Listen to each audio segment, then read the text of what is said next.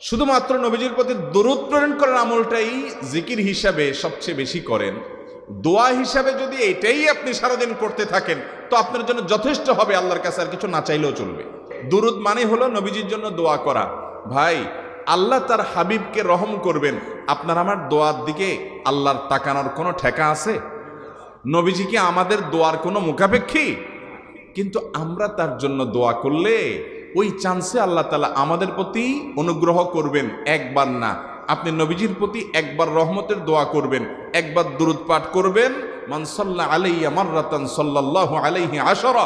নবীজি সাল্লাল্লাহু আলাইহি সাল্লাম বলেছেন, একবার আমার জন্য তোমরা দোয়া করলে, আমার প্রতি দুরূদ পাঠ করলে, আল্লাহ তাআলা তোমাদের জীবনে 10 বার 10 জায়গায় 10 টাইমস তোমাদের উপর আল্লাহ তাআলা অনুগ্রহ করবেন।